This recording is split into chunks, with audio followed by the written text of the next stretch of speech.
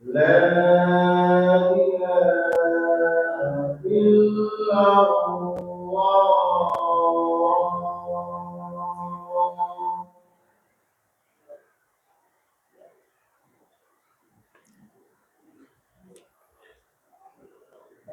Alhamdulillah, Alhamdulillah nahmaduhu wa nasta'inuhu wa nastaghfiruh wa na'udzu billahi min syururi anfusina wa min sayyiati a'malina. May yahdihillahu fala mudilla lahu wa may yudlilillahu fala hadiya lahu. Asyhadu an la ilaha illallah wahdahu la syarika lahu wa asyhadu anna Muhammadan abduhu wa rasuluh. Allahumma salli wa sallim ala sayyidina Muhammadin wa ala alihi wa sahbihi ajma'in. Wa qala Allah ta'ala fil Qur'anil Karim, a'udzu billahi minasyaitonir rajim. Bismillahirrahmanirrahim. Ya ayyuhalladzina amanu taqullaha haqqa tuqatih wa la tamutunna illa wa antum muslimun. Wa qala Rasulullah sallallahu alaihi wasallam, ittaqullaha haitsuma kunta wa atbi sayyi'atil hasanah tamhuha wa halikun nas bihulukin hasanah. Jamaah muslimin dan yang dimuliakan oleh Allah Subhanahu wa taala. Berhubung kena khatib yang jadwalnya hari ini, Ustaz Aziz tidak sempat hadir karena berhalangan, sehingga saya yang menjadi naib. Marilah kita senantiasa memanjatkan puji dan syukur kehadirat Allah Subhanahu wa taala. Karena atas limpahan rahmat, taufik dan hidayahnya lah kepada kita semua, sehingga pada hari ini kita masih menyempatkan diri untuk datang di masjid kita guna melaksanakan sholat Jumat secara berjamaah. Dan tak lupa pula kita kirimkan salam dan taslim kepada junjungan kita Nabiullah Muhammad sallallahu alaihi wasallam, Nabi yang menjadi rahmatan lil alamin, uswatun hasanah, dan suri teladan bagi kehidupan kita sebagai seorang muslim. Hadirin jamaah Jumat yang dimuliakan oleh Allah Subhanahu wa taala. Kenakalah saya selaku khatib pada siang hari ini untuk menyampaikan yaitu bagaimana prinsip-prinsip bermuamalah dalam kehidupan Islam. Kata muamalah berasal dari bahasa Arab yaitu amala ya'milu muamalah, yang berarti berbuat, bertindak, bertransaksi dan berinteraksi, yaitu berhubungan antara manusia dengan sesama manusia. Muamalah adalah bagian dari hukum syariat Islam atau yang disebut dengan fikih, yang mengatur hubungan antar manusia dan sesama manusia, hablum minan nas, dan berkaitan dengan aspek ekonomi, aspek sosial, keuangan, kepemilikan harta, perjanjian, jual beli, utang piutang, sewa menyewa, dan kerjasama yang lain-lain, selama tidak melanggar prinsip-prinsip syariah dalam Islam. Muamalah merupakan aspek duniawi dan sosial ekonomi yang mengatur bagaimana manusia hidup bersama dan melakukan kegiatan yang bersifat praktis dalam masyarakat. Profesor Dr. Hendi Suhendi menjelaskan di dalam bukunya bahwa muamalah tidak terlepas dari dua hal, yaitu interaksi dengan transaksi. Interaksi yang berarti hubungan manusia dengan manusia terhadap suatu objek, sementara transaksi adalah kesepakatan antara manusia dengan manusia yang berkaitan dengan jual beli, utang piutang, sewa menyewa, dan lain-lain sebagainya. Muamalah mengatur hubungan manusia dengan sesama manusia meskipun berbeda suku, berbeda agama, bahkan berbeda bangsa. Semua boleh kita lakukan kecuali ada larangan di dalam prinsip-prinsip Islam. Al-Quran surah Al-Hujurat ayat 13 menjelaskan, Ya ayuhan nasu inna halaknakum min sakarin wa unsa wa ja'alnakum su'uban likabaila lita'arafu inna akramakum indallahi atqakum. Sesungguhnya Allah Subhanahu wa taala menciptakan manusia dari laki-laki dan perempuan, bersuku-suku dan berbangsa-bangsa, untuk saling kenal mengenal, sayang menyayangi. Tetapi yang paling mulia di sisi Allah ialah siapa yang beliau bertakwa. Inna akramakum indallahi atqakum. Kemudian di dalam surah An-Nisa ayat 1 Allah Subhanahu wa taala berfirman, Wattaqullaha allazi tasaaluna bihi wal arham innallaha kana 'alaikum raqiba. Bertakwalah kamu kepada Allah Subhanahu wa taala dan peliharalah hubungan baik dengan sesama manusia karena engkau saling membutuhkan. Sesungguhnya Allah menjaga dan mengawasi.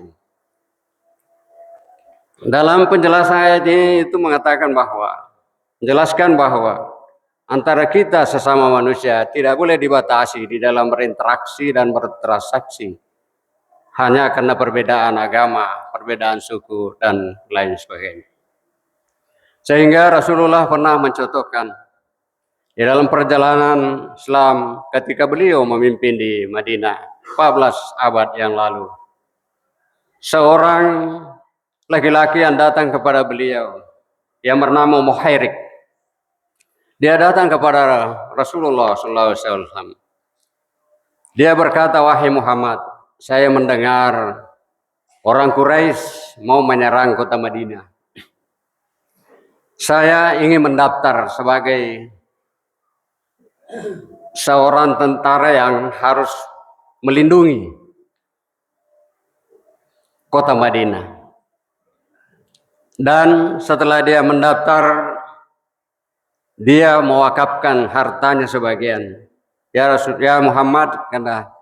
Muhammad, kalau saya gugur nanti di dalam pertempuran, maka harta saya akan mewakafkan untuk kepentingan negara.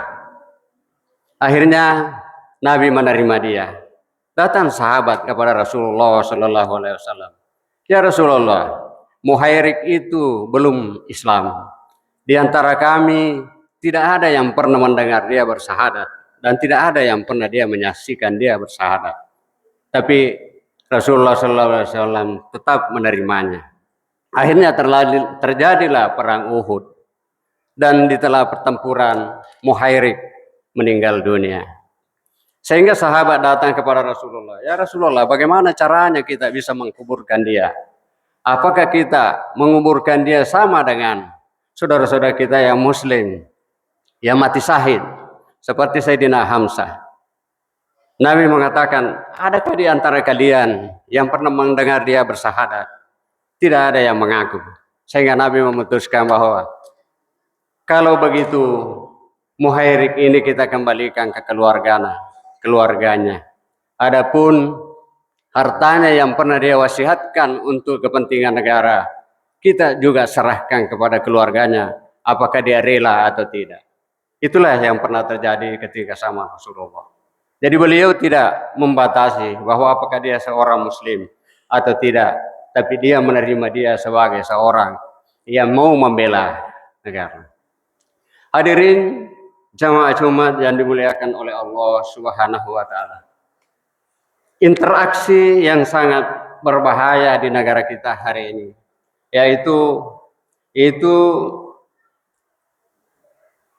sekarang ini adalah transaksi secara online. Tadi malam itu Badan Nasional Penanggulangan Teroris mengumumkan bahwa anak-anak kita sudah 110 yang terciduk, terkontaminasi dengan terorisme.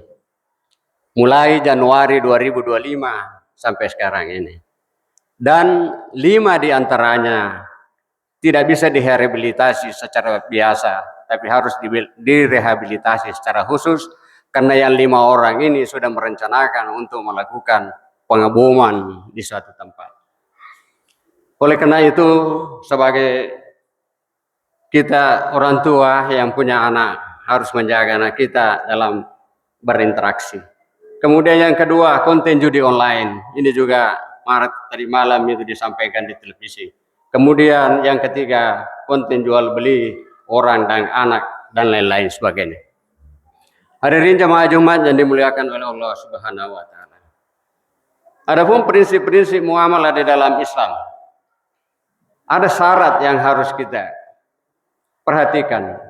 Yang pertama itu asyidikun atau kejujuran. Allah Subhanahu wa taala berfirman, "Ya ayyuhallazina amanu taqullaha wa kunu ma'as-shadiqin." Wahai orang-orang yang beriman, bertakwalah kamu kepada Allah Subhanahu wa taala dan tetaplah bersama orang-orang yang benar dan jujur.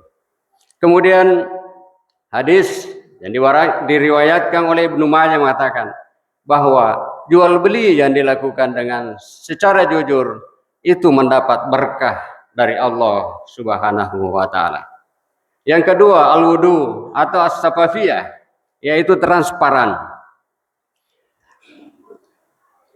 Akad di dalam transaksi jual beli harus jelas terkait dengan uang, harta, barang dan jasa agar tidak ada pihak yang dirugikan di kemudian hari. Dalam Al-Quran surah Al-Baqarah ayat 285, ya ayyuhallazina amanu isayantum idainin ila ajalim musamma faktubuhu, yang artinya, wahai orang-orang yang beriman, apabila kamu bertransaksi atau berurusan utang piutang di dalam waktu yang ditentukan, maka hendaklah kamu mencatatnya.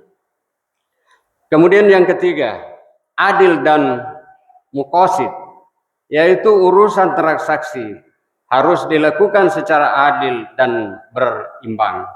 Di dalam Al-Quran surat Al-Maidah ayat 8, Allah Subhanahu wa taala berfirman, ya ayyuhallazina amanu kunu qawwamina lillahi syuhada'a bil qisti wala yajrimannakum sanan qaumun la ta'dilun huwa aqraba littaqwa, yang artinya, wahai orang-orang yang beriman, jadilah kamu sebagai penegak keadilan karena Allah, dan janganlah kebencianmu terhadap suatu kaum sehingga mendorong kamu untuk tidak berlaku adil, karena adil itu lebih dekat kepada ketakwaan. Kemudian yang keempat, taradi atau keridohan. Hadis Rasulullah SAW menjelaskan bahwa sesungguhnya pekerjaan terbaik adalah jual beli yang dilakukan dengan tangan sendiri, yang baik dan ridho. Hadis ini diriwayatkan oleh Imam Muslim dan Abu Hurairah. Kemudian hadis lain, sungguhnya jual beli itu harus atas dasar saling ridho, dan sesungguhnya jual beli itu hanya sah ketika didasari dengan saling merelakan. Hadis riwayat Abu Daud dan Tirmizi. Hadirin jemaah Jumat yang dimuliakan oleh Allah Subhanahu wa taala. Kemudian larangan di dalam transaksi menurut syariat Islam. Yang pertama adalah riba. Semua transaksi harus dipastikan bahwa tidak ada unsur riba di dalamnya. Kemudian di dalam Al-Quran surah Al-Baqarah ayat 275, wa ahalallahu bai'a wa harrama riba. Allah Subhanahu wa taala menghalalkan jual beli dan mengharamkan riba atau bunga. Kemudian yang kedua adalah gharar atau kecurangan. Al-Quran surah An-Nisa ayat 29, ya ayyuhallazina amanu la ta'kulu amwalakum bainakum bil batil illa an takuna tijaratan antara minkum. Janganlah engkau memakan harta orang lain dengan jalan yang batil, kecuali dengan cara transaksi yang didasari dengan keikhlasan, dengan dasar suka sama suka. Kemudian larangan yang ketiga, al-maisir atau judi atau al-qimar. Setiap transaksi harus terhindar dari unsur judi dan spekulasi dan taruhan yang bertujuan untuk mendapatkan keuntungan materi tanpa harus bekerja yang menimbulkan kepada kesengsaraan di kemudian hari. Hadis Rasulullah SAW dari Abu Hurairah, siapa yang berjudi, maka dia sama dengan orang yang makan daging babi. Kemudian di dalam surah Al-Maidah ayat 90, minum khamar dan berjudi itu adalah perbuatan sesat. Perbuatan sesat itu adalah perbuatan setan. Dalam suatu riwayat, Rasulullah SAW juga pernah berinteraksi dengan orang yang bukan Islam, yaitu ketika Rasulullah SAW bersama dengan Ali bin Abi Thalib keluar kota Madinah untuk berkunjung ke kampung-kampung. Suatu saat datanglah seorang dari Arab, orang Arab dari satu kampung itu datang kepada Rasulullah, ya Rasulullah, kampung kami terkena kelaparan, hasil bumi tidak berhasil, kurma juga tidak berhasil. Rasulullah bertanya kepada Ali bin Abi Thalib, ya Ali bin Abi Thalib, masih adakah yang bisa kita sumbangkan untuk masyarakat kita? Karena orang masuk Arab Badawi tadi yang melapor bahwa kalau kita tidak menolong dia itu baru masuk Islam, dan saya khawatir kalau suatu saat nanti dia kembali jadi murtad. Datanglah seorang Yahudi kepada Rasulullah SAW, wahai Muhammad, saya bisa meminjamkan kamu 10 karung kurma, 10 sak kurma dan 10 sak gandum, kalau memang kau mau menyumbangkan untuk orang-orang yang kelaparan. Sehingga pada waktu itu Nabi menerimanya. Kalau begitu untuk kepentingan orang, tidak apa-apa lah kita berutang, ya, dengan jangka waktu tertentu. Sehingga suatu saat pada saat beliau kembali ke Madinah, sementara dia memberikan tausiah kepada sahabat-sahabatnya, datanglah Sa'id bin San'ah masuk di dalam masjid, baru mengambil surbannya Nabi, baru dia lilitkan di lehernya, baru dia tarik, sehingga Nabi tercekik lehernya. Berdirilah Umar bin Khattab, wahai Rasulullah SAW, izinkan saya untuk memenggal kepalanya orang ini, dia selalu kurang ajar. Nabi mengatakan, wahai Umar, jangan kau lakukan itu. Saya hanya ingin bertanya, wahai Sa'id bin San'ah, apa yang kau inginkan? Ya, Sa'id mengatakan, saya ingin menagih hutang. Nabi menjawab, saya kira waktunya belum sampai. Tapi saya mengatakan, saya tidak mau sampai waktunya, tapi saya ingin menagih sekarang ini, karena orang Quraisy itu selalu ingkar janji. Lalu Nabi SAW memerintahkan kepada Umar bin Khattab, tolong kau isikan dan bayar hutang saya, hutangnya yang dipakai untuk kepentingan rakyat. Ya, pergilah Umar di Baitul Mal untuk mengambil 10 sak kurma dan 10 sak terigu, gandum. Sementara diisi sampai 10 sak kurma, Sa'id bin San'ah berkata kepada Umar bin Khattab, wahai Umar bin Khattab, hentikan itu, cukup 10, saya sudah cukup. Lalu Umar berkata, siapa kamu sebenarnya? Sa'id bin San'ah berkata, saya ini adalah pendeta Yahudi. Lalu Umar berkata, bukankah kau setiap kau ceramah di hadapan kaummu, kau selalu mengatakan bahwa Muhammad itu adalah seorang yang diutus oleh Allah dengan sudah banyak tanda-tanda yang ada padanya.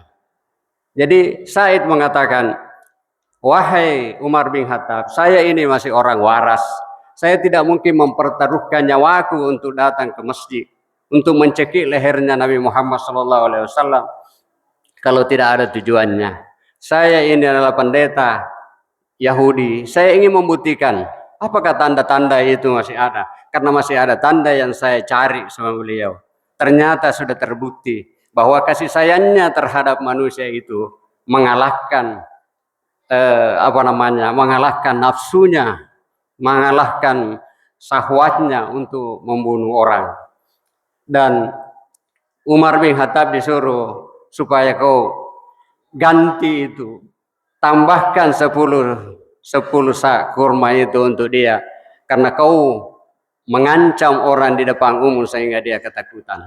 Itulah yang pernah terjadi pada zaman Rasulullah SAW, dan beliau tidak membatasi diri untuk bertransaksi kepada meskipun manusia itu, meskipun orang itu bukan orang Islam. Tetapi tentu di dalam syariat Islam, tentu transaksi dan interaksi itu kita bisa lakukan selama membawa manfaat, tidak membawa mudarat. Mudah-mudahan apa yang saya sampaikan hari ini ada manfaatnya untuk kita semua, terutama kepada diri saya pribadi. Barakallahu li wa lakum fil Qur'anil azim wa nafa'ni wa iyyakum bima fihi minal ayati wa zikril hakim. Aqulu qouli hadza wa astaghfiru innahu huwal ghafurur rahim.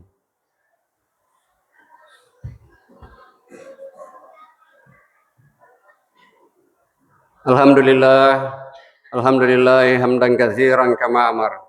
Asyhadu an la ilaha illallah wahdahu la syarikalah wa asyhadu anna Muhammadan abduhu wa rasuluh. Allahumma salli wa sallim ala sayyidina Muhammadin wa ala alihi wa sahbihi ajma'in. Wa qala Allah ta'ala wa lam yasal qailan alima. Inna Allaha wa malaikatahu yusalluna 'alan nabi. Ya ayyuhalladzina amanu sallu 'alaihi wa sallimu taslima. Allahumma salli ala Muhammad wa ala ali Muhammad kama shallaita ala Ibrahim wa ala ali Ibrahim wa barik ala Muhammadin wa ala ali Muhammad kama barakta ala Ibrahim wa ala ali Ibrahim fil alamin innaka Hamidum Majid.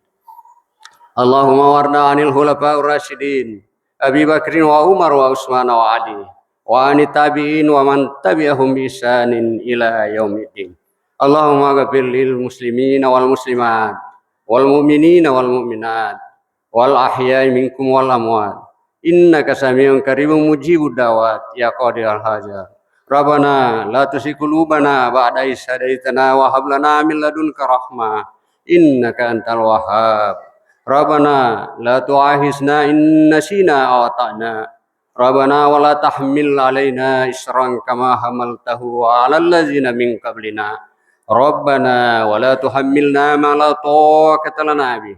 Wa'fu anna waghfir lana warhamna anta maulana fansurna 'alal qaumil kafirin. Rabbana atina fid dunya hasanah wa fil akhirati hasanah wa qina azabannar. Subhana rabbika rabbil izzati amma yasifun wa salamun 'alal mursalin walhamdulillahi rabbil alamin. Aqimissalah. Assalamualaikum warahmatullahi wabarakatuh.